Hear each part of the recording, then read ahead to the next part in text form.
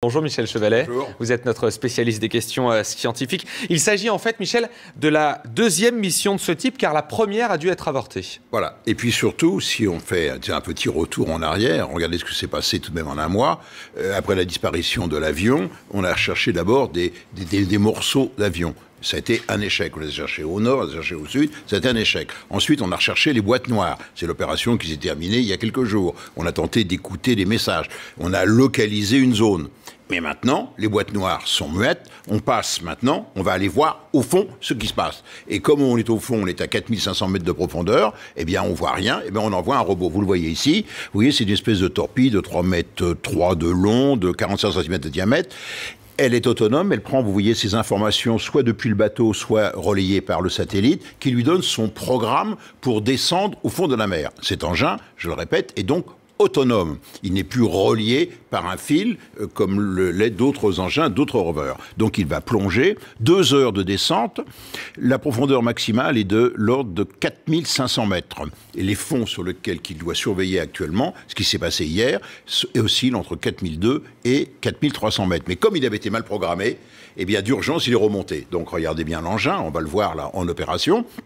Il est équipé donc, il reçoit des ondes par des ondes sonores. Il se localise par rapport au bateau, ça c'est tout à fait classique.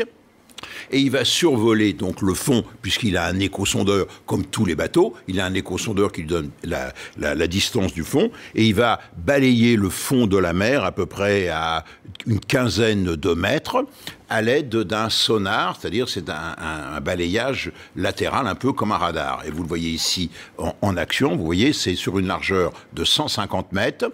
En progressant à 4-5 nautiques, il va relever la cartographie en quelque sorte du fond et détecter les masses métalliques. Et l'engin, une fois qu'il a trouvé, va remonter, va mettre ce programme en mémoire, puisqu'il est doté d'une grosse mémoire, et il va remonter la surface. Mais il peut également, mais ça c'est utilisé par les géophysiciens, sonder le sol sur quelques mètres de profondeur. N'oubliez pas que c'est un engin militaire qui est utilisé également pour la recherche des mines sous-marines, faut pas l'oublier. C'est un engin très secret de la marine américaine, donc qui permet d'avoir une cartographie du fond.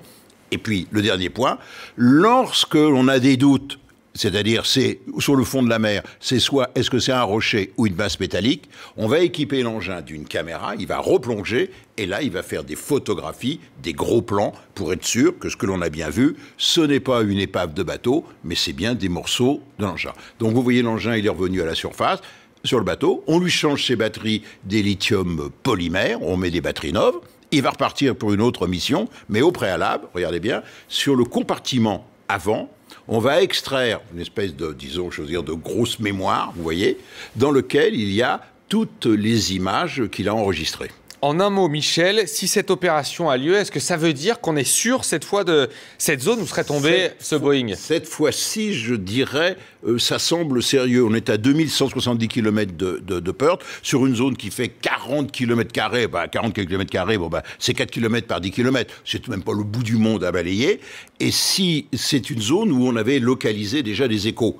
Donc cette fois-ci, je crois, on est vraiment dans la phase terminale pour dire, ça y est, l'épave est bien là au fond de la mer. Alors après, pour aller repêcher les boîtes noires, là, il va s'écouler 1, 2, 3 années. Mais on va suivre tout cela avec vous, Michel. Merci beaucoup, Michel Chevalet, pour ces explications.